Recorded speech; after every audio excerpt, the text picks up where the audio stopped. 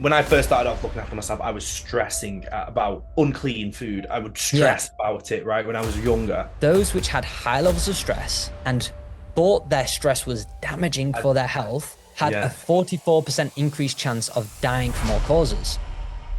Are there supplements that will help to raise testosterone? And what do people need to think about if there are? And what are people wasting their money on in your eyes? Shilajit, right? Everyone talks about Shilajit Oh, for yeah. testosterone, and people harp on about having the most benefits when they take it. They feel different. It's not typically something I would use for testosterone support, but what are your thoughts on it? We can truly make a client-centric approach rather than a generic approach. And client-centric approach means you're giving them what they need at the right time, because the right thing at the wrong time is actually the wrong thing. Is there any truth in direct light exposure to the testicles, or whether that's from, direct red light exposure to the area? Like, any truth behind this? 90% of varicocele happen on the left testicle. And now when we look into TV and media, particularly TV, we're seeing like the large level of feminization of male characters in children programs. Welcome to another episode of the Alpha 21 podcast. We are joined today by Jake Carter of the Institute of Health, who has previously been on the podcast, and it was actually a very popular podcast. Welcome back to the podcast for a second time, Jake. Thank you, Dom. It's a pleasure to be here, really is. And I'm looking forward to discussing all things testosterone for you and your guys, and unpacking how we can optimize their health, well-being, performance, and physique, and really aligning all of that together. 100%. I feel like it's going to be certainly a different perspective on this topic than what you would typically get through, general health and fitness platforms or advice. So I'm looking forward to kind of diving into the depths of this. Now, obviously, we go quite far back in terms of we actually go further back than you probably realize, because I followed you for a long, long time, probably for a good 8 or 9 years, a few years prior to actually working together. I was following you, quite interested in what you do. But just for the listener, just give me an overview as to what your story into health and fitness and into what you do now with the Institute of Health. Yeah, fantastic. So first of all, thank you for following me for some time before. And obviously we've known each other now for at least 6 years. 5 or 6 years. Yeah, it's around that, right? So yeah, it's been some time. And over that time, there's been some transformations and some journeys and some changings of paths, so to speak. But ultimately, I started off self-employed. Actually, prior to self-employed, I was employed at the age of 15 in a gym as a gym instructor, getting paid £3.64 an hour, kind of working maybe a little bit in the gym when I maybe shouldn't have been, because I hadn't had any qualifications back then, but they knew that, and that was their offer, and I took that with both hands because it was an opportunity for me to move forward in the direction I wanted. But lo and behold, labor, I love it. Yeah, yeah, glorified slave labor, which I'm grateful of, because if I never would have done that, I won't be here right now. But ultimately, from that, I then had the opportunity to fast track my personal trainer. I became a PT, self-employed at the age of 16, working in a gym amongst people twice my age, twice my size, and they knew a lot more than what I did back then. So I had to really try to represent the product that I was trying to deliver to the audience.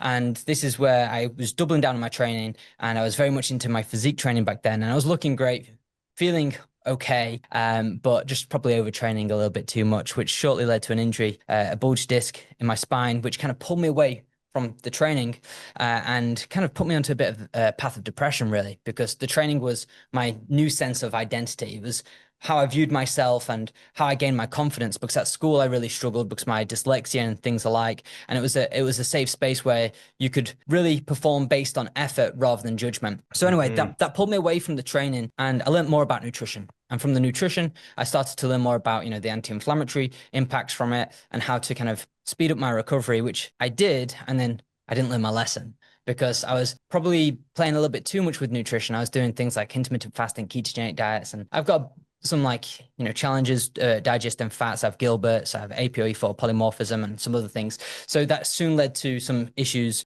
with my scapula, without going into all the TCM, and that led to a injury in my shoulder. Crazy for people which aren't really aware of how that can happen, but I'm more than happy to break it down if required. But anyway, that injury happened again, and it put me back onto the path of nutrition. So it was a nice nudge to probably pay a little bit more attention to nutrition. And that's where I started learning more and more. And then I became a team leader, PT manager. I was teaching nationally by the age of 18, internationally by the age of 22, 23, globally by the age of 25. I now teach physically in 12 countries, and I support students across 44. I oversee 20,000 clients annually through our students, and I mentor 1,000 health businesses on an annual basis. So kind of a big jump from here to there. But the gap was that obsession and that passion with learning more about nutrition. And it's just relentless studying, relentless investments. I've invested over, I think, $3 million into my education now. And, wow. That only represents a fraction of the education what I have, because there's three things when it comes to kind of applied practice. There's education, exposure, and experience. And the experience is the larger contributor there, and that's the experience from working with a diversity of people from across the world, reading thousands of PubMed journals over the years, and going through a lot of mistakes, hardships, blood, sweat, tears, and everything else to kind of do what I do here today. And that's led to the outcome of me teaching this sort of stuff in the Institute of Health, and that's where we kind of credit people and enable them to do functional blood work and things alike. And we've also been developing over the years a health tech platform which enables people to also read blood work too. So that's the story in a nutshell. Beautiful. So quite a journey from kind of being 15 on that gym floor and kind of not really probably knowing much about what you were getting yourself into. Not at all. All the way to 64. How old are you now? You're 30. 32, I think. 32. I love it. Don't pay attention.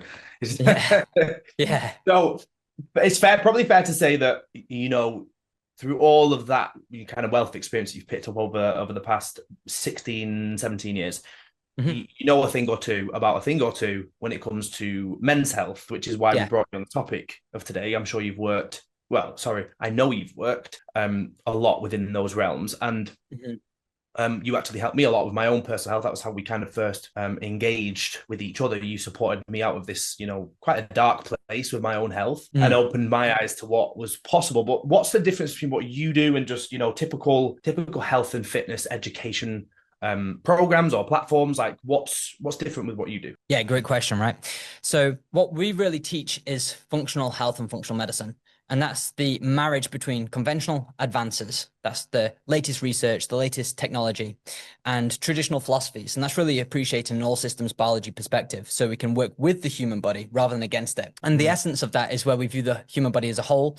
And we don't look at the human body through the lens of a keyhole when identifying symptoms.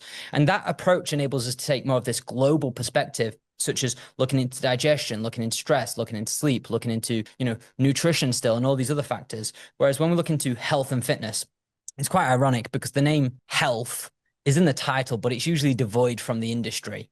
It's usually devoid. And people sacrifice not only their health to attain a physique, but also their mental well-being and many other factors in between. But the irony of that is that health is a physiological prerequisite to obtain any physique or performance-based goal.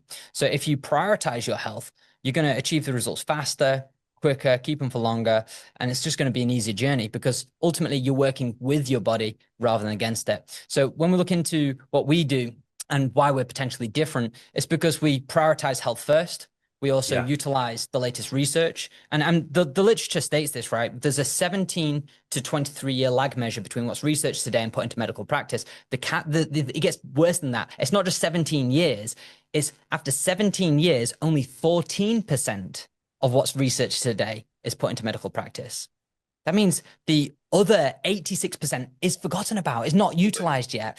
So there's a massive gap. Yeah, there's a massive gap. So we're all about condensing that gap there and really learning and combing through all the latest research, all the highest quality data from, meta-analyses and large human studies and all these other factors. So people have reliable, high quality data to make informed decisions on rather than waiting decades to learn it and costing millions of lives in the meantime. And yeah, health and fitness is part of that. When we look into obesity, huge problem, but there's other kind of peripheral issues from health and fitness, which lead to other comorbidities too. 100%. I like what you said about the, I think it's important to be aware as well for people that I always say that health and fitness are not the same thing. Right? They're not the same industry, totally different industries, right? So I know this from bodybuilding. When I was bodybuilding, it is not healthy in any way, shape or form And then you've got, obviously, when we progress into more health management side of things, it's just a totally different perspective on it. But like what we do, since kind of integrating a lot of this information into Alpha 21, is very much what you've said there, which is basically health first. And by doing that, people actually tend to get leaner faster, tend to build muscle faster, because they're able to, metabolize nutrients better, they're able to build hormones better, everything works just more efficiently. And that's been one of the biggest game changers in terms of the results that we get with people, is just always initiating the process with just making sure we're getting their health into as optimal of a place as possible before really pushing them in any performance direction. And that's just been a complete game changer, more so from how easy it makes it, like in terms of, less hunger, more energy, more motivation, more kind of enthusiasm around the entire process, because you just feel good. And when you feel good, everything's easier, right? Whereas when you feel like burnt out and, everything feels like drawing blood from a stone for every bit of weight loss, you're probably never going to stick it out. And I think health just lays that foundation, right? Now, we're going to talk about testosterone because that's kind of the topic of today. And what I want to get from today, and I know you're the man for the job with this, is some actionables, because I think there's a lot of like confusion around the topic of testosterone. And I just want to kind of get a bit of understanding about the actual topic as a whole. Like you'll see this, but I see that people want to blame testosterone for everything. They'll kind of say, I feel tired, I feel this, I feel that. It's got to be testosterone. And they're like seeking out TRT clinics left, right, and center because they just think that any problem they have as a man must be a testosterone problem, but it's just not the case. But how important is testosterone in the whole equation for a man? Like, how important is it? Tell me about that. Yeah, well, first of all, I do want to iterate something, and that's that you definitely do an incredible job at supporting people's health and also making them aware. It's not just supporting their health, but making them aware of how important health is, because most people, they have this level of unconscious lack of awareness that they don't actually feel that good because it's their normal and they get used to it. But obviously, I've seen the testimonials, the case studies you do, and everything else, and spoke with you, and everything there, and you do a phenomenal job at that. I think the listeners should really take that message and ride it home. So in regards to testosterone and how important it is for men, obviously anything within our body is designed and there for a purpose. So it is mission critical. But testosterone is a buzzword. It's a word which sounds hot and trendy, but there is obviously some kind of preliminary work which has to be done prior to optimize testosterone. It's very easy to speak about, all these gimmicky things, so to speak, and, go for what's new versus what's true. And the things which are true are the foundations, the philosophies, the principles, which often get overlooked and shortchanged for the convenience of modern day life. Unfortunately, those things, albeit they're not sexy, they are critical as well, right? Okay. So testosterone, obviously mission critical. It helps with our mental well-being. It helps with fertility. It can actually help us combat diabetes, depression. Also, people with low free testosterone have a higher risk of Alzheimer's. It's not just there for body composition. It's there for metabolic health. It's there for brain health. It's there for fertility, all these other aspects. So it is absolutely required. But unfortunately, what we are seeing more and more so in the industry is that people are noticing that they have low testosterone, or at least symptoms of low testosterone, and then they're overstepping these essential stepping stones to support their health and just going for maybe TRT, or maybe going for the latest kind of testosterone supporting supplement. And they're actually ignoring those things which are kind of the indicators, the red flags, the health handbrakes, which are holding them back from actually moving forward with their health, not just in regards to their endocrine system and the testosterone, but all dimensions of their life too. So in short, yes, it's really critical, but there's often more critical things to pay attention to, which aren't as sexy to look at. And what would you say? I know there's probably a whole list of these things, but what would you say those less sexy things are that people need to pay attention to? Yeah. So when we talk about testosterone, we can chunk this down into different areas, right? We can talk about the pathway of how testosterone is produced. And when just discussing about that pathway of how testosterone is produced, it brings a level of awareness to some things which often get overlooked. And we can possibly do that in a second if you want. But then there's also comorbidities. There's 10 critical comorbidities, which again get overlooked, which can really hinder someone's testosterone, and it can be quite prevalent in society. So maybe if we just quickly discuss that, I mean, the number one thing is obesity, right? And this impacts 40% of Western adults, so a large portion. And with obesity, there's things like increased aromatase activity, and that converts your testosterone through to estrogen. It increases adapokines and disrupts leptin, which then changes kind of all the required signals for testosterone to be produced. So there's a number of challenges with that, and that's often, recognized there as a factor for low testosterone, and accompanying that there's insulin resistance. But there's other things there which aren't really discussed, which are huge impacts, like sleep apnea. Sleep apnea can affect like between 1 in 10 to 2 out of 10 men. And sleep apnea, obviously, it's going to disrupt sleep, but that actually leads to increased sleep fragmentation, lower nocturnal testosterone, and that can also, with the hypoxia, the challenges with breathing during their sleep, that can impact the Leydig cells, and the Leydig cells are responsible for producing testosterone. So there's all these different things. I mean, there's varicoceles, and that's in 1 out of 6 men, right? And that's where there is this. It's crazy that you wouldn't like. It's more common than PCOS. Yeah, it's crazy how common that is. Just explain what a varicocele is. Tell me what that is. Yeah, so basically it's a dilation of veins in the scrotum. And that dilation of veins increases the testicular temperature, and that can then lead to some changes with the testicular blood barrier. Because everyone's heard of like the intestinal barrier, like leaky gut, and we also have the blood-brain barrier, but we also have the testicular blood barrier. And this gets heavily compromised when there is heat or oxidative stress. And when there's oxidative stress, that actually compromises it. And then that leads to challenges with the Leydig cells, which are responsible for producing testosterone, and the Sertoli cells, which are responsible for producing sperm. And it stops working as effectively as it should. Now, this actually happens in 1 out of 6 men. 1 out of 6 men, 15% of men have a varicocele. So like these are the things what we need to pay attention to. But it's like, if we're just going, low testosterone, let's take tonka ali, boron, let's take zinc, it's not gonna do the job. Like, just throw money away, right? With regards to varicocele, because I think when you say like 1 in 6, that's a big old number. Yeah.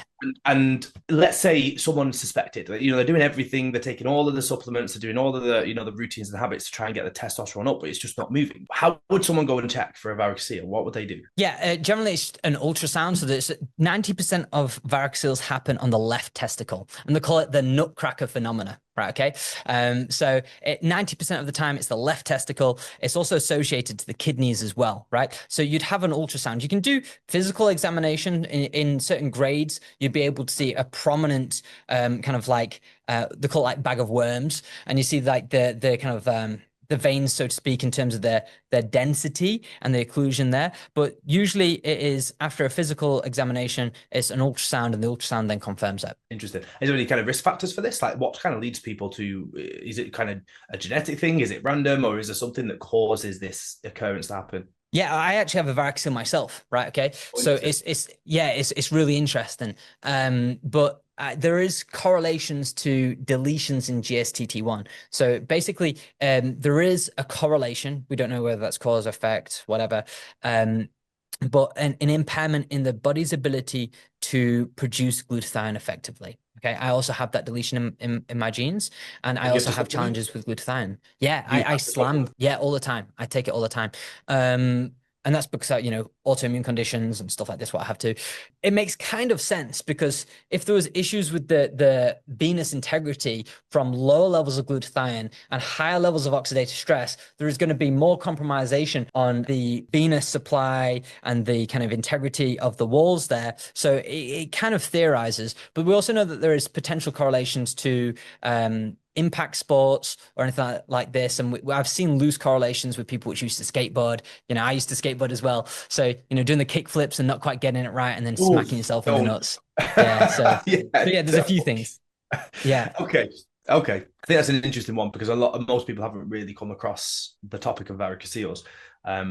So yeah, definitely want to pick up on another day. Now, you mentioned these kind of silent or kind of things that we should innately be taking care of, that are causing these issues. You mentioned being overweight, obesity is one. What else is there? Varicocele was another. What else is there? Yeah, I mean, so there's commonly, that people maybe neglect commonly. Yeah, so I think if we stay on kind of the path of the comorbidities and dysfunctions and diseases, depression is a very common one as well, right? And when there's depression, that can actually change the gonadotropin releasing hormone which is responsible to then aid with the release of luteinizing hormone. So depression that can impact 1 out of 20 adults at any given time. So just the kind of many different factors there which can lead to depression. And then when someone has depression, the byproduct of that can also be low testosterone, not only the cause, but there's also things like chronic liver disease, which can blur into the lines of non-alcoholic fatty liver disease, right? Which we see in about 1 out of 3 adults these days. And that's possibly due to increased endotoxins associated to the gut and other factors. But then there's also some other things as well, like sometimes have you ever heard of mumps? Have you ever heard of mumps, the viral, like yeah, of course. I had mumps when I was about 20. Yeah, okay. So 20 to 30% of individuals which have mumps actually have a viral infection of the testes after it. And that viral infection of the testes leads to testicular atrophy, and that can lead to long-term hypogonadism. So I know it can make you infertile. They say that mumps can that's how. That's how. Yeah. So these are all things what we need to assess and ask, because it's like all good and well taking zinc, making sure you're having 1 gram of fat per kilo body weight, blah blah blah, eating and maintenance. But if you've had mumps and if you've got testicular atrophy, I've had 2 kids since I had mumps, so I think I definitely didn't quite get that side of it, but which I'm massively grateful for. But yeah, that's really interesting, because I did hear that at the time. Like, as an adult, if you get mumps, supposedly it can make you infertile. I know that was a bit of a worry at the time, I remember. And there's a couple others, like hemochromatosis. Oh, really? Is iron overload. Yeah. So this only happens apparently in 0.5% of the population. I think it's more. But it's so common. Do you mean hemochromatosis or the hemochromatosis? Yeah. Honestly, it's more common than 0.5%, I believe. Yeah, you see what I mean? But maybe we have an unhealthy bias, right? Because we deal with people wanting to improve their health and they've got their blood work done. So maybe the unhealthy bias increases the prevalence in our cohort. But nonetheless, what this can actually do is, you know how the body can store the iron overload, ferritin goes up quite high. The testes can also store iron as well. So it can actually go up higher. Yeah, and another thing, which is really, really cool, right? Well, cool if you're a nerd, but it can disrupt the CYP450 enzymes, right? And the CYP450 enzymes are part of that kind of biotransformative enzymes, right? So they're used in detoxification, but they're also used in conversion, right? And there's a particular enzyme, CYP11A1, and what that does is it converts cholesterol to pregnenolone. Right. But when you have hemochromatosis, there's a higher chance of that CYP11A1 being disrupted. So we have to think, if someone's got hemochromatosis, we might want to consider things like lactoferrin or IP6 or quercetin to help buffer some of the negative impacts from the hemochromatosis, so that iron overload doesn't damage the testes, but also doesn't disrupt the CYP450 enzymes. And these are just things where it's like the underlying factors which you can't avoid. I mean, if you have hemochromatosis, you can't avoid it. You can't out testosterone your hemochromatosis. So you have to look at the whole premises of you can't get dry in the shower. And these are the what diseases, conditions, dysfunctions do you have which you have to deal with first in order to address the testosterone, like we're saying at the start? I must say, you can't get dry in the shower about 5 times a week. It's one of the best sayings ever, because that's what people are doing in society so much, trying to take supplements for issues where there's just much deeper things at play, and they're just away, right? I want to touch on something. I want to get your thoughts on something. I know, like, statins are becoming more and more regular use. Now, I know they work through, reducing. Well, you've got people who talk about, say, they purely isolate LDL cholesterol and reduce, like, the oxidation of LDL cholesterol. What's your thoughts on that? Like, do you feel like they affect HDL cholesterol? Like, what's your thoughts on that? Because I know some people say they don't, some people say they do, and that in turn reduces testosterone production. But what's your thoughts? And also on this topic quickly, because I want to know this, like, there's a lot of people who study this a lot who say LDL cholesterol we actually don't need it. It's not beneficial. What's your thoughts on that too? Okay. Where to begin? Right. Well, let me just explain something. So you have cholesterol, right? Cholesterol is transported via HDL and LDL. Okay. Yeah. So HDL and LDL, they transport cholesterol, let's say, to the Leydig cells, the manufacturing powerhouse for testosterone. Cholesterol goes inside there, and then cholesterol goes inside the mitochondria. It goes through this star protein kind of complex, which pulls it inside the mitochondria. And inside the mitochondria, that's where it is converted through the CYP11A1 into pregnenolone. And then once it's converted into pregnenolone, it is taken out of the mitochondria, but remains in the endoplasmic reticulum, which then the pregnenolone will be going through a series of reactions to be produced into testosterone. So there's a couple of things what we have to take from that. We have to think, well, we kind of need HDL and LDL.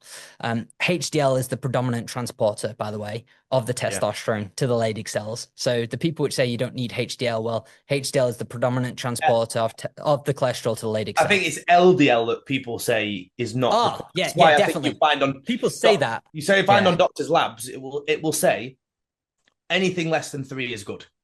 Right? Yeah. It doesn't say like from 2 to 3 or whatever. It doesn't give you a range. It's like anything less than 3 is good.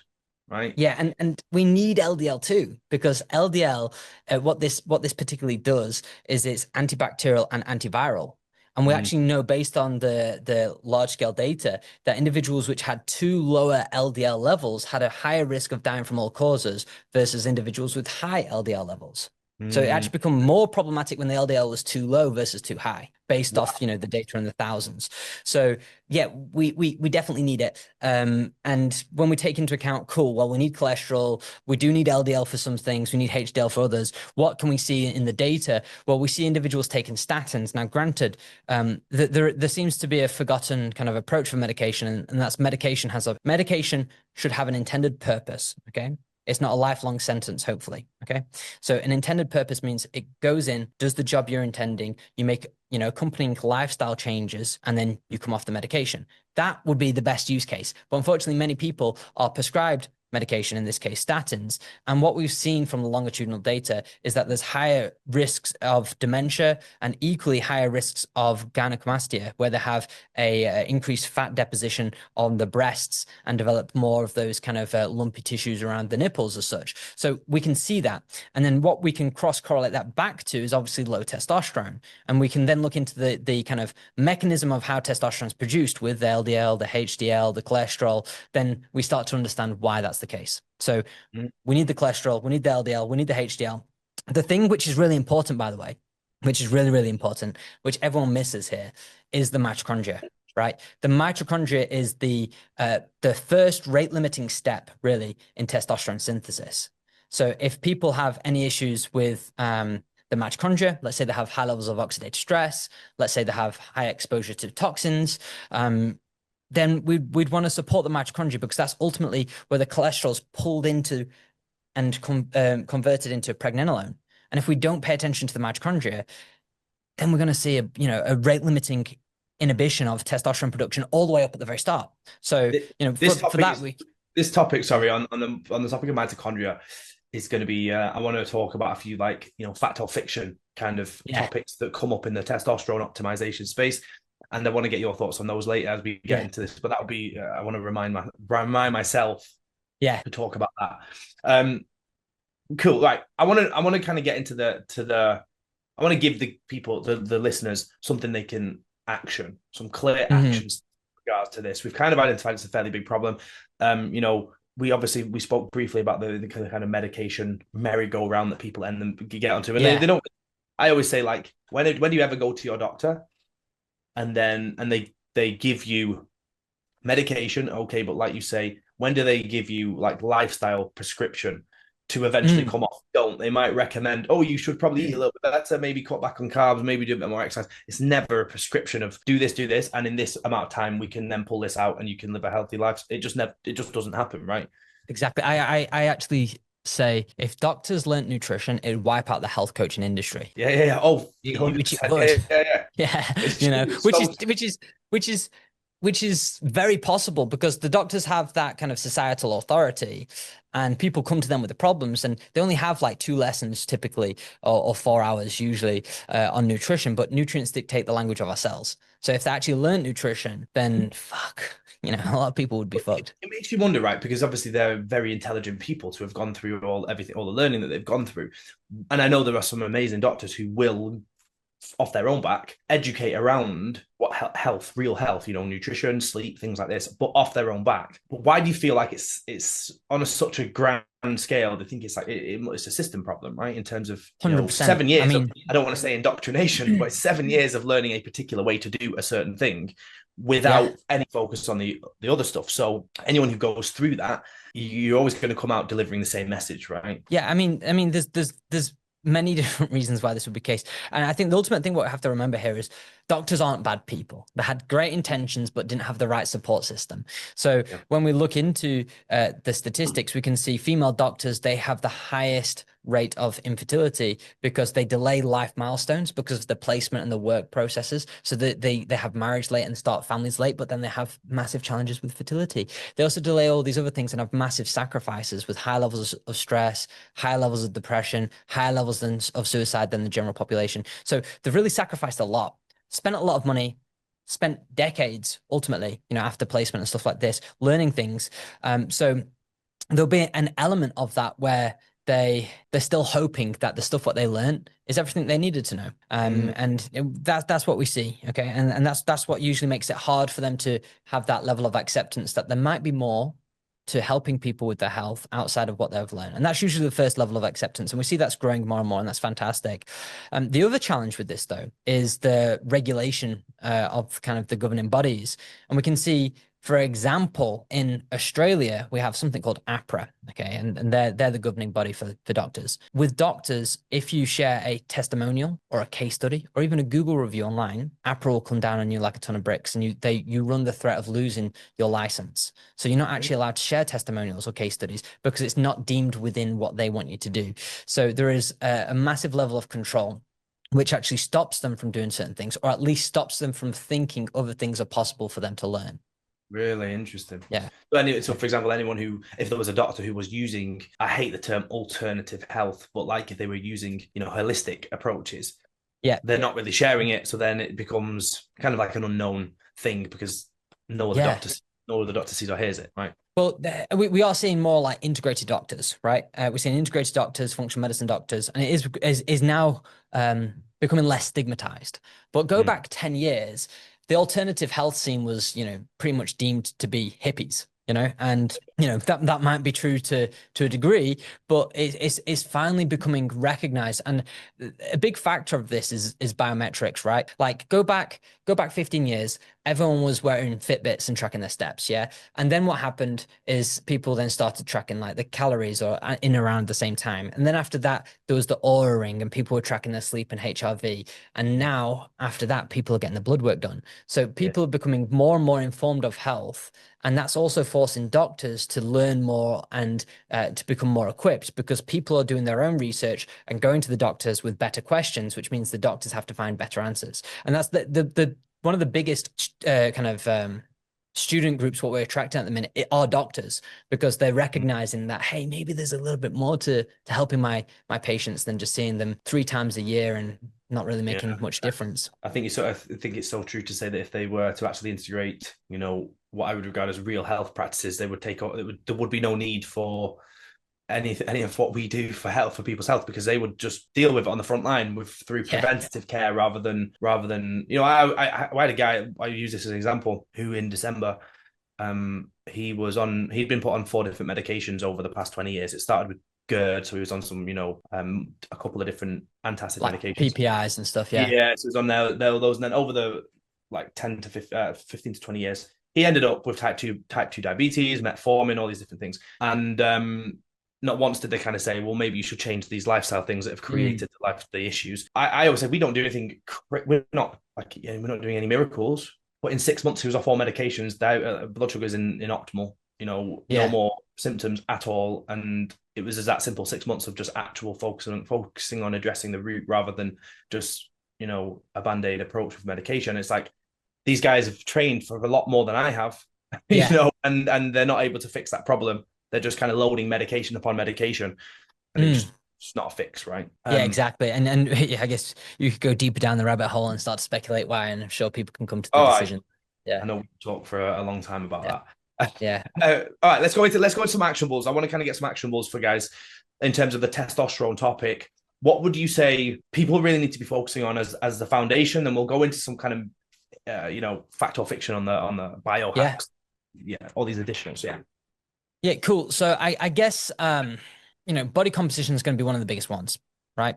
Body composition. So if someone is obese or maybe even overweight, that's going to be one of the main things what they want to kind of address. And with body composition, we can look into all these different things, but ultimately, if we go to the bare essence, we just have to kind of make sure that we're maintaining health whilst expending more than what we consume. So that means maybe hitting a minimum of 7,300 steps per day and probably having a small deficit of 10 to 20%, and then probably coming back into a maintenance level after about 6 weeks or so, depending on your health markers and things like that, in the most bare essence form. So body composition, that's going to be a paramount one. We know there's many different factors as to why that can jeopardize it. Next up is sleep, right? So again, not sexy, but sleep. We know with issues with social jet lag, that can impact testosterone. We know disrupted sleep can, and sleep just isn't about sleep duration, right? That's the sleep quantity, but you have the sleep quality, sleep consistency, and sleep continuity. Okay. So it means like going through all the stages of your sleep, making sure you go to sleep and waking up at the same time, not just on the weekdays, but on the weekends too. They're all factors which come into this. And then I'm going through all the obvious basic ones first because we kind of have to. Yeah. The next is stress, right? Yeah. And with stress just isn't emotional stress. Stress is an ambiguous term used to encapsulate anything which challenges the homeostasis of the body, which basically means your body is designed to function and behave and be a certain way, physically, physiologically, emotionally, and even environmentally. And if we take your body out of those desired states, that is creating stress upon the body.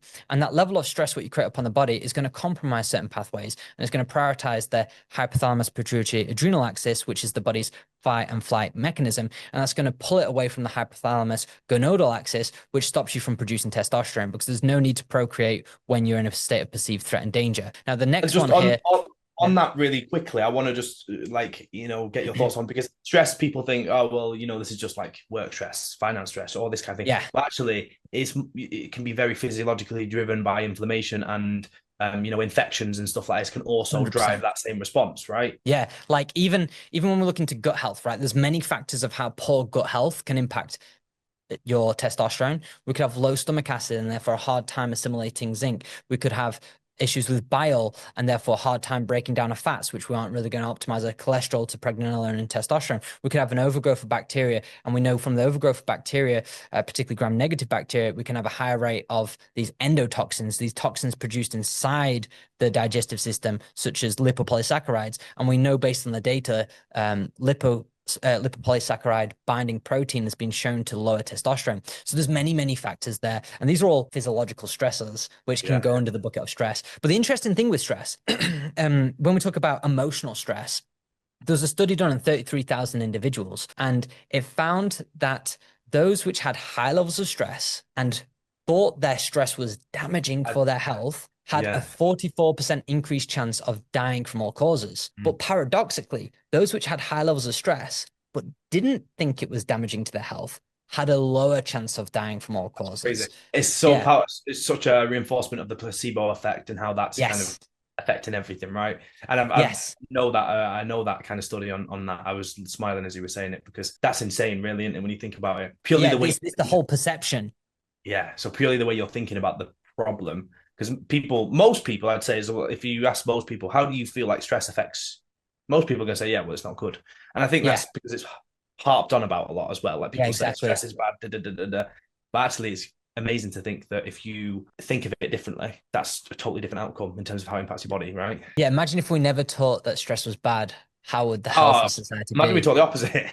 Yeah, do you know what I mean? Well, we'd be more resilient. That's to start with, and we know resilience actually increases testosterone anyway. That begs the question. That begs the question: if we were never taught that anything's bad for our health, would it be totally different? Would we be much healthier? If we were never taught the lack of sleep, the gut health, all these things? Yeah, that's an interesting thought. Like, yeah, it is because we know that modern day stress is 1,000 times greater level of stress than what our ancestors used to experience, and that's because it's inescapable. We create a prison of our minds and we can't move from that. So you know, just that factor alone, yeah, fair enough, we might be eating the wrong things and doing some wrong stuff there, but you know, would we have a better net outcome? I would speculate possibly. If I was going to flip a coin, I'd say it's above 50%, but it'd be interesting, you know? Maybe the lesson from this podcast is to just not care as much. You know? I've just nuked the whole point of this. Yeah. It's not what we intended for this, by the way. No. You can still do healthy things, but then not stress as much about the unhealthy things. Control the controllables. That's exactly, that's one thing I like about, what I've come to. When I first started off looking after myself, I was stressing about, if I had one bit of food off, unclean food, I would stress about it, right? When I was younger. The good thing about now is I always choose healthy food 99% of the time, but I don't care if I don't. Like, it doesn't affect me or emotionally if I don't. And that's, I think, the biggest thing that we're reinforcing that through this topic here is actually the balance is fine. Like, prioritize good food, prioritize good habits, but don't stress if you don't sleep well one night or don't eat or eat. It's the law of averages. That's what matters most. Yeah, 100%. What else? Let's go through the list. We've touched upon like body composition, dropping that body fat levels. Yeah, sleep, stress. Anything? Any other big ones? Any other big rocks? Yeah, exercise. Yeah, so exercise is definitely going to be beneficial, like lifting heavy weights, not overtraining, but like, 3 to 4 times a week. That's going to be fantastic. It's actually going to increase androgen receptor sensitivity.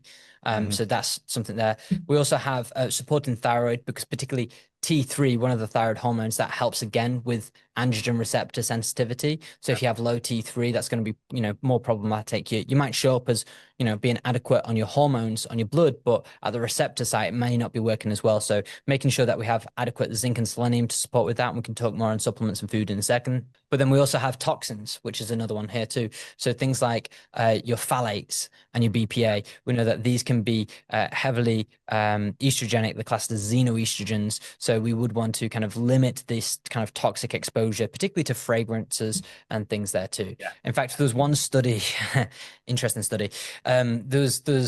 Okay, how am I gonna?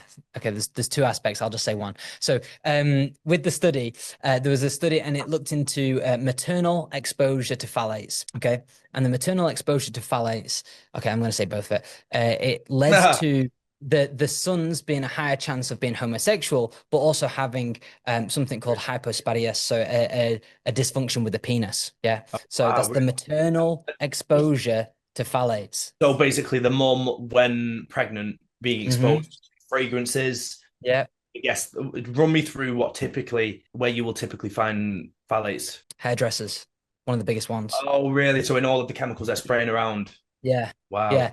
Perfume shops, hairdressers, they're the top 2. And this is I want to kind of segue a little bit onto the allostatic load, right? We talk about this topic in terms of like the compounding stress from multiple angles. And I think it's hard when we're trying to kind of look into how damaging certain things are for us, because it's not just about that one thing, is it? Like, you talk about, like, we could probably deal with a little bit of phthalate exposure every now and then, not to say it's not going to be damaging, but the problem is that's not the only problem. There is problems at all angles. We have, high levels of stress like never before. We are not moving as much. We're not getting as much daylight. We're not getting the same amount of nutrients in our food.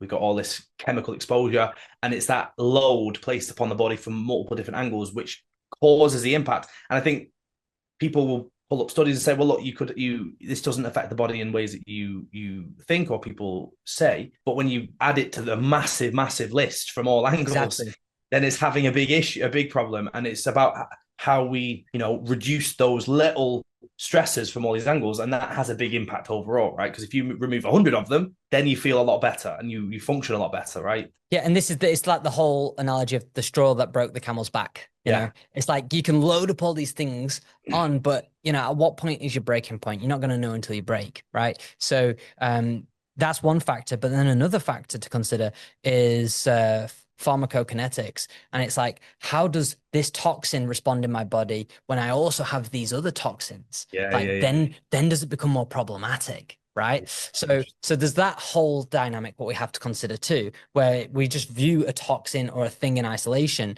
but that's not how our body works. You know, we bioaccumulate metals. People are getting more and more aluminium in their body. How is that going to respond to certain things? So, you know, there's that what we have to pay attention to as well. Yeah, interesting. Now, I want to go for a little bit of a myth busting, fact or fiction. I want to know what things, you know, because we'll get asked a lot, you know, supplements. What supplements? You know, are there supplements that will help to raise testosterone? And what do people need to think about if there are? And what are people wasting their money on, in your eyes? Okay, so based on the RCTs, the randomized control trials, generally speaking, the supplements tend to only have a maximum, generally speaking, a maximum of about 20% lift on testosterone. Now, that's not, even though it doesn't sound like much, it can still be a lot, right? It can still be a lot, right? Okay, like 20% from, let's say, 20, you're going to be at 24. Okay, that's a difference, right? Okay, so it's still going to make a difference, but it's not the entirety of the be all and end all, so to speak. But there's a number of supplements which can be beneficial, and it's all about, you know, when and if. So you have things like Tonka Ali, right? Okay, and that's probably one of the most famous ones right now. And this can be, you know, beneficial for lowering sex hormone binding globulin, and sex hormone binding globulin binds onto around about, you know, 60%. It can be as low as 40%, but generally it's around 60% of testosterone, and it kind of gets testosterone in this little headlock, and it makes it non-bioavailable, right? Okay, so it can help to lower sex hormone binding globulin. But what also Tonka Ali can do is it can help to buffer that stress induced suppression of testosterone. So if someone's under the pump working loads, then yeah, maybe Tonka Ali could be quite good here. So it is good for those, you know, high stress environments or high SHBG. So if someone's got chronic fatigue, yeah, maybe. The challenge with this is there's risk of heavy metal contamination. So because where it's come from. Is that right? Yeah, Malaysia. So there's a higher risk in Malaysia. I mean, other places as well, but we've actually seen it where individuals have been taking a particular brand of Tonka Ali, and their ALT levels shot up from around 20 up to 50 plus. And it was just the exposure from the heavy metals, from the soil. So, heavy metals? We didn't do a heavy metal analysis, but after discontinuation from about 3 months, because it stayed persistently high, but it took about 3 months and it started to subside. That was the only variable which changed, because this person's very monotonous. So, and then they went back on and it shot back up again. So control test. Definitely something going on, right? Yeah, and that's something we always have to be mindful of, right? Another great one is boron, right? So boron's fantastic. Okay, so boron does a number of different things. It's been shown to increase testosterone, increase free testosterone. It does, outside of that, it helps with vitamin D activation, helps lower CRP, helps with bone density. It's really cool, right? It's fantastic. But it can lead to mineral imbalances if someone was to take that long term. So you'd only take like 10 milligrams. The literature generally shows 10 milligrams, right, as the dosage. The unfortunate thing is it's dosed at 3 milligrams usually, which means you're going to take 9 or 12. But you know, you take that and it can be fantastic, right? You do have some essential kind of prerequisites like zinc. You know, zinc is going to be a staple. If someone's deficient in zinc, you're going to see some challenges here, right? Because zinc's zinc's required for producing luteinizing hormone. And luteinizing hormone's what helps convert cholesterol through to testosterone. So obviously we want to make sure someone's not deficient in zinc. So if they are, then supplementing it's going to be great, right? And it'll lift up the bar. I mean, we've seen the studies as well, and there was a study done, and it was done over 6 weeks on marginally deficient elderly men, and I think it lifted the testosterone by 50%, right? Wow. But elderly men, right, marginally deficient based on conventional standards, so it means heavily deficient based on our standards. But we can see rate limiting factors are the focus here. It's like, what's actually stopping your testosterone from being where it should be versus what can we do to make it better? There's a nuance in that. Like, why is the testosterone nowhere near where it should be? That's the focus. That's why we started today by discussing those 10 different conditions, because that's what's going to stop your testosterone from being where it should. Now, outside of that, you do have some other things. You have grapeseed extract, okay? And grapeseed extract can be fantastic if someone's got high levels of aromatase. So if someone's got a lot of testosterone being converted through to estrogen, that could be fantastic there. And usually we typically see that with someone with, you know, more body fat, so to speak. So that could be a great one. But there is a risk there with the grapeseed extract, and that's it's going to be the risk of the die-off. It can create a bit of die-off from as an antimicrobial effect, but it Then can also increase. antimicrobial. It can I have didn't an know that. antimicrobial effect, yeah, and it can have a bit of a risk of bleeding factors and stuff. And then the other one there is fenugreek, right? And that's a spice, you know. So fenugreek, you can actually have that as a food. There's certain foods which can be good for supporting testosterone, but fenugreek, that could be beneficial. But it's all about, you know, when you dose these certain things, so to speak. And would you, with the fenugreek, is that something you take in supplement form? Is that something you would do just, you know, on the side of your dishes, or, you know, are you going to have a big enough impact from it doing that? Yeah, both. Yeah, okay. So like when we look into foods, there's functional foods, and functional foods are, you know, the profiles, the nutrients to really support people with their health outcomes. And we're not going to just rely on supplements. So yeah, we'd still include fenugreek as part of their plan, possibly. You know, and same again with eggs, red meat, and some other things there like pumpkin seeds. But as a supplement, we have seen good benefits there. It's around about 17%, I think, of a lift on the RCTs. That's actually a hell of a lot more than I would have thought with fenugreek, to be fair. That's Yeah, good. yeah, and I think it also has some insulin sensitizing properties as Mm, well. So if someone does have kind of some of those insulin resistant based profiles, and yeah. they're having challenges with testosterone because of that, because you know, higher inflammation, poor nutrient partitioning, blah blah blah, then it could be beneficial then. Yeah. Mm. Okay, and just before we kind of move on to the next fact or fiction, Shilajit, right? Everyone talks about Shilajit Oh, for yeah. testosterone, and people, I don't know, I feel like it's the one that people that, you know, harp on about having the most benefits when they take it. Like they feel different. And it's not typically something I would use for testosterone support, but what are your thoughts on it? Great. Yeah. Great they brought this up. Um, I've not actively tried to look at the literature on Shilajit for testosterone, but I've read a lot of literature. You know, I've probably read about 3,000 published medical journals. Mm, I've not come across any profound benefits of Shilajit. really? Um, but I've also taken it myself and equally not come across any personal benefits myself No. either. Now, I haven't actively gone out to look into the literature, but exactly what you're saying, there's a lot of people online which earn a lot of commission from recommending supplements with big accounts.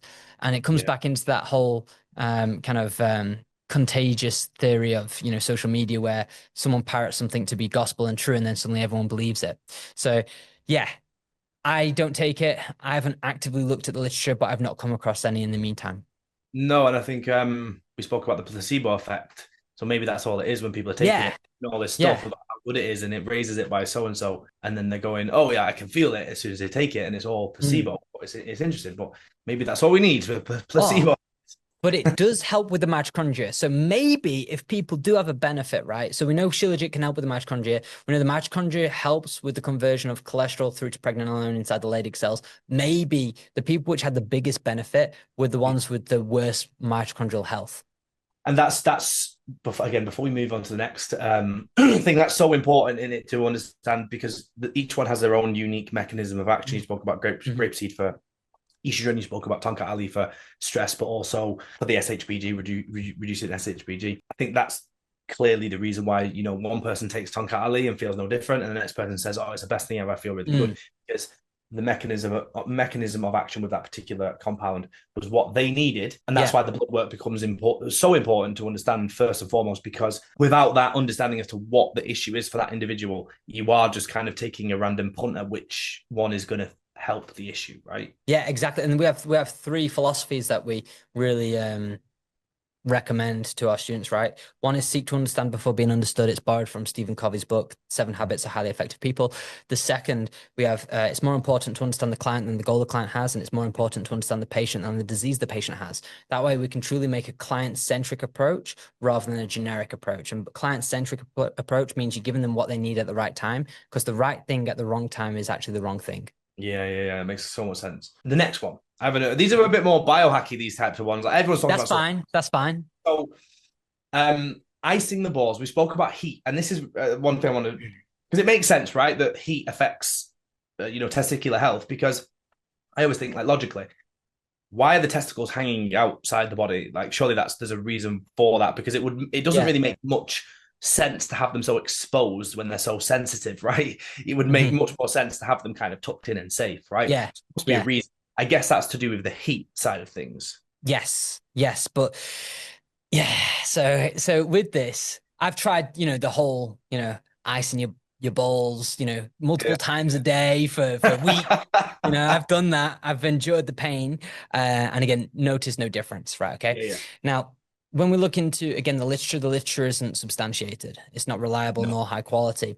What I believe has happened is there's the concept of, hey, going into saunas or jacuzzis can lower sperm health and may damage testosterone. It's more so associated to sperm than testosterone, to be quite honest. But they look at it from one side of the fence and thinks, oh, well, if it gets too hot, then the other side of the fence must be true, where if it gets cold, it must be better. And I don't think it's as substantiated. There hasn't been any large-scale human studies, but, I guess it's more just true. The absence of too much heat is what's more important than actually getting That's it. Yeah, it's like, just don't make it worse. Yeah. Do you know what I mean? That's the main. You almost think, right? Like the way I always think is like, okay, as humans, we would have been walking outside without clothes on. That's how we would have been designed. Nowadays, we're sat inside, really, really hot temperatures, and we've got like multiple layers that will keep them warm at all times. And I do wonder if that is contributing. Like I can sit at this desk for 5-6 hours straight, 2 layers of clothes, keeping a lot of heat down there, right? And I wonder, is that contributing when we talk about heat? Because that wouldn't have naturally happened, right? At any point through humanity prior to modern life, that we'd be sat inside this kind of temperature like that. I guess, countries, there's probably worse things which come from sitting. I mean, the average adult spends 18 years of their life sat down, right? Yeah. And that's going to have a huge impact on the lymphatic system. Yeah. So I'd be more considered about the lymphatic system around there as opposed to the temperature. The other risk factor is that a lot of people use their laptops on the lap by definition, and the EMFs and stuff that will do a lot of damage there to the testicles. So I think, there's possibly more things outside of the, icing of the testicles where people should be focusing on to really support them. That's good to know. So you don't have to sit back on your balls for multiple hours a day. It's good to know. Because I've done that too, right? By the way, I've actually spent, periods of time. I have actually a ball ice pack in the fridge. So I can probably throw that away. Well, what I would say is you could potentially, the time what I would best use that is when you do go in the sauna. I was going to say, like, just to keep the temperature down. Yeah, that's probably where it is. Yeah, you offset the bad rather than try to push it to the other side. Yeah, that's good. That is good to know. So I'll keep it. The next one is light. We spoke about mitochondrial function. Now, red light is particularly good for mitochondrial function. Now, is there any truth in direct light exposure to the testicles? Maybe that's through, sunbathing out in the open, if you've got high walls and the neighbors can't see you, or whether that's from direct red light exposure to the area. Like, any truth behind this? It's quite interesting because we know the testicles have a high density of vitamin D receptors. Okay, so there's a very high density of vitamin D receptors there in the testicles. Again, there's been no large-scale studies of people walking around with the balls out. So I want to see that study. That would be a study to track. It would be a weird one, wouldn't it? But yeah, there's been no large-scale studies, right? So again, we can speculate and we can theorize, and I think that's where a lot of people go, oh, well, there's a high density of vitamin D receptors, blah blah blah, and then people speak about this Jing and, all these kind of aspects there and yang energy and stuff. But I think ultimately, if we're coming from an evidence-based perspective, because what we say and what we recommend to our clients has to come from grounded evidence, we have to go with the undecided approach right now. And equally, even if it was so incredible, I'm sure we'd hear a lot more about it. Yeah, it's one of those things that probably is a bit... I feel like a lot of people would maybe not do it quite as much as the other stuff, even if they did find out that how good it was, because you've got to sit with your nuts out in the sun, or you get your eyes out and your nuts out. Yeah. How much do you believe psychology plays in this whole equation of testosterone? Yeah, massively.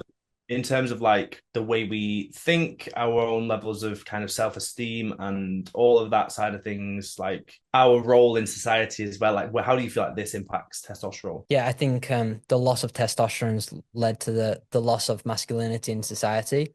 I think that's jeopardized health and well-being as a mass level in society across nations, particularly Western nations. I think, we've been feminized and we've been exposed to so many things and equally taught so many ways to kind of reduce the competitiveness and the innate way of how we've been designed and evolved to be protectors and providers. And I think that's just led to the erosion of society, which basically means we can be controlled and subdued. Very well put. Is what came Yeah, first?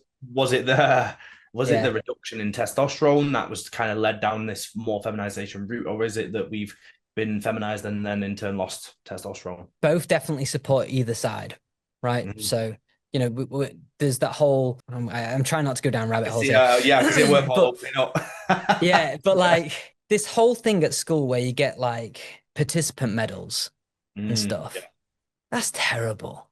If you did yeah. a shit job, you did a shit job, do better next time. Like you can't get a participation medal because these participation medals, they're just teaching people like not to drive and not to push harder and be better, you know? So I think there's the conditioning from such a young age, right? And that's creating a massive problem. And now when we look into TV and media, particularly TV, we're seeing like the large level of feminization of male characters in Mm. children programs, right? Yeah, yeah. So that's teaching them that this ideal character based off the child program is more feminizing. And I think this is ultimately changing the behavior. And we know the behavior changes the biology. Yeah. And I think that's a big, big Scary, impact there. scary road. And just on that competition, like, you correct me if I'm wrong with this, but competition, being competitive actually raises testosterone. Like when you're put in a competitive environment, that raises testosterone levels, right? Yeah, massively, massively. So we can see, number one, when testosterone is higher, people are more competitive. If people are more competitive in the world today, it means maybe they would protect the values and the rights of which they're currently letting slip so much. Equally, if people are more competitive, they'd go out and do more and become better at certain things and achieve more in life, and that becomes problematic for certain cohorts of people. So ultimately, when we look at testosterone, what are the qualities, right, of testosterone? We've got strength, we've got providing, we've got protection, we've got discipline, we've got self-reliance, we've got boundaries, we've got integrity. These are all byproducts of having good testosterone. But unfortunately, when we look into society today, particularly in Western culture, they're eroded, largely speaking. People have just become weak. And I think that's one factor of that is just from society teaching certain values and stuff. And the other factor is poor dietary choices and high levels of inflammation and all these other factors there too. So yeah, we know that the higher the testosterone, the higher the likelihood of competitive behavior, and winning a competition itself increases testosterone. So ultimately, it's a behavioral response here is not only a byproduct of low testosterone, but if we behave different, I think we'd be able to support our testosterone. Yeah, and I think that's interesting to touch upon that, how behavior in itself can influence the physiology, right? As in Yeah. how you behave. And I think there's an amazing study of you'd have, I know you would have seen this. It was actually talked about in a TED Talks of a woman who spoke of just how you stand, your posture changes. Yes. Amy Balance. Cuddy, I think it Yeah. So is. what? Yeah. So she talks about how even just that closed off look of like looking within yourself and unconfident, folded arms, stuff like this. Yeah. It drives up cortisol and reduces testosterone, and how different body stances and just standing in certain positions actually raises testosterone. Yeah. That's one incredible example of how there's so many things at play, right? And it makes sense. Like if you if your shoulders like rolled forward, you're not going to be able to breathe as much. You create an inhibition of the rib cage from expanding, so your lung capacity is limited. So you've got a hypoxic effect on the body that increases stress itself. But if you felt more confident and strong in your own body, you would expose these vital organs, not in a necessity to protect them. So you feel confident and strong and capable. So therefore, you're fine standing up, chest up, shoulders back, and exposing your heart, lungs to the outer world. It's funny how it's like a cycle, right? Is if you feel unconfident, you close down, it creates more problems where that kind of exacerbates the issue. If you feel more confident, you open up, and that drives, it kind of feeds the the good vibes. It feeds the good cycle, right? Which then comes back into exercise as well, right? Because if practice makes permanent, not perfect. And most people have sitting desk posture where they're working a 9 till 5. They're going into this highly kyphotic state, internally rotated shoulders. They're sitting down for prolonged periods of time. Well, that factor is lowering the testosterone. But when you start training and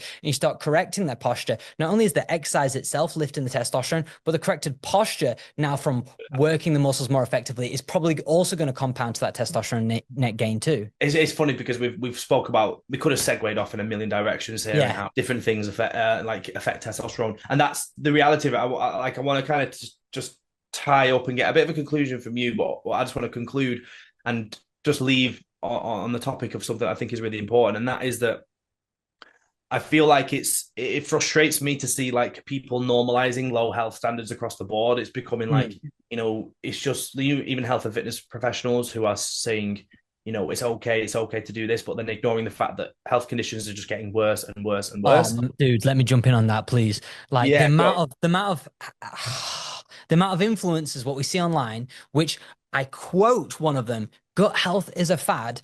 And then 1 to 2 years later, they're having operations on their bowel because of their challenges with their gut health. This isn't just an isolated event. I've seen 3 fitness influencers say, calories is the only thing which matters, or gut health is a fad, or something of this nature. And then within a 2-year period of time, they end up having an operation on their digestive system. I mean, where's the cognitive dissonance there? Anyway, sorry, I had to put that in there. No. That's really, really relevant.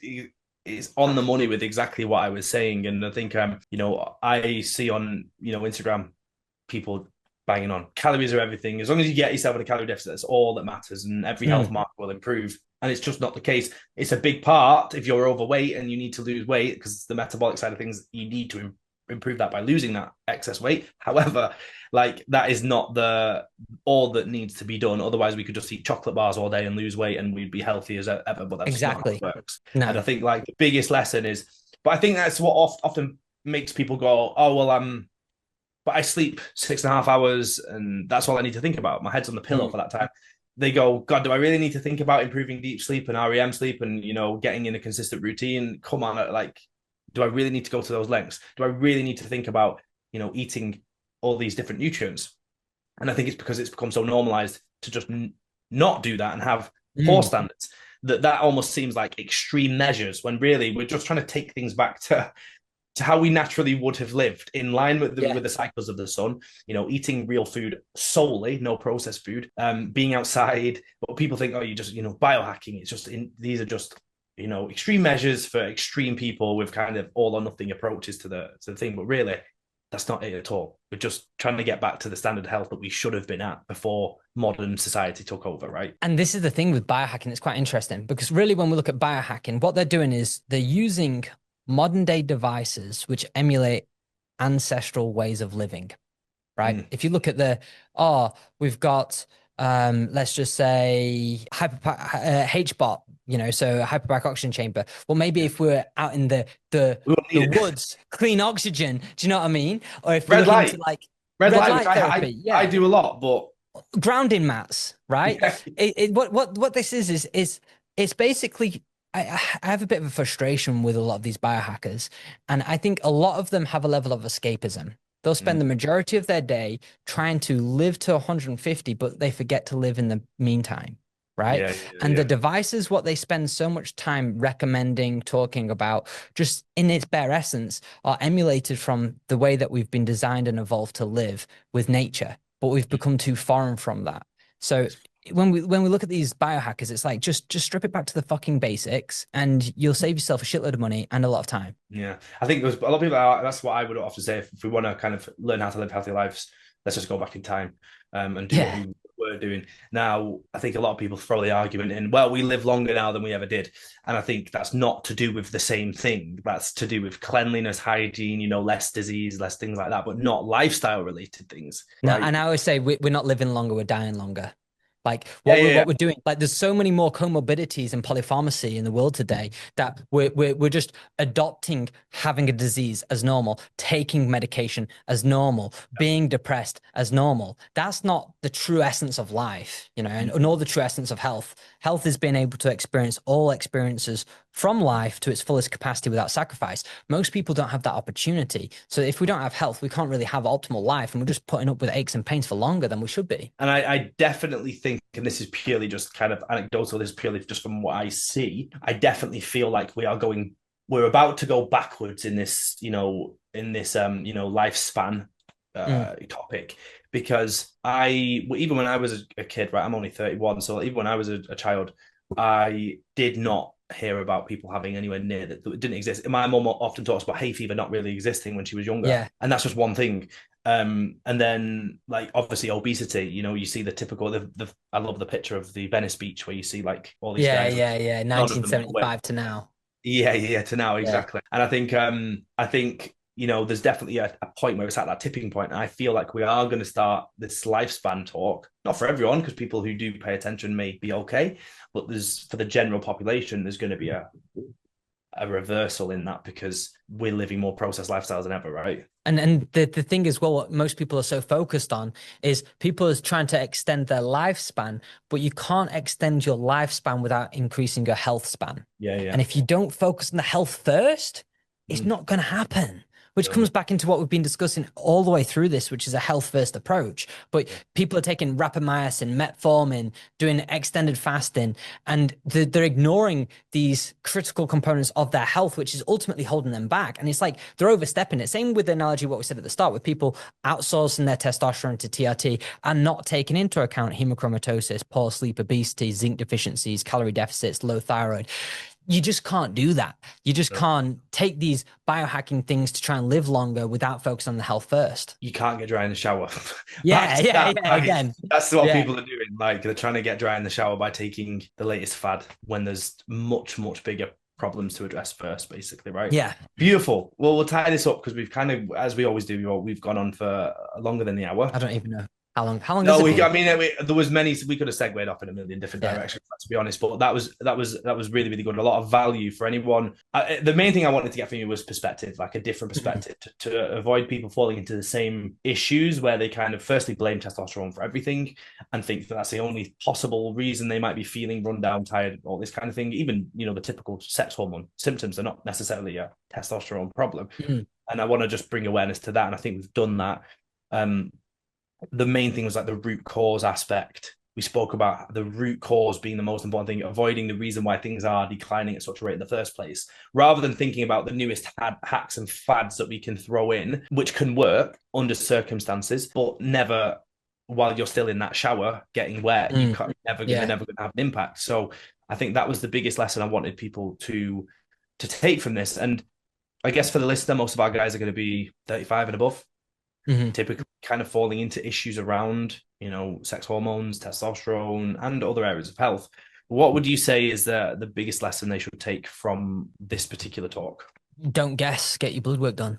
Beautiful. Simple as that. Because there's so many different delineations of what we spoke about, right? We spoke about poor sleep, obesity, hemochromatosis, prolactin. We spoke about thyroid, zinc deficiencies, GI issues, and there's so many different areas. And like we discovered, the health handbrake is the rate limiting factor, which determines if your testosterone is going to be good or not. And if you're trying all these different supplements, you could go through a process of elimination, and it's probably going to take you a year or two, and lots of thousands of dollars to try and guess, tens of thousands of dollars to guess, and you still might not get there, right? And once you achieve that, then you have to go through the whole process again to guess the next stage. So another couple of years and probably a few $10,000s to get there too. And you're just taking those step by step and just ultimately wasting your time and your money. Whereas you can condense all of that by getting your blood work done, actually seeing objectively what you need to focus on, and you can get results real fast. I think that summarizes what you guys do with Institute of Health, right? Because you mentioned at the start, it's about marrying traditional therapies with modern advances is basically what you talk about. And that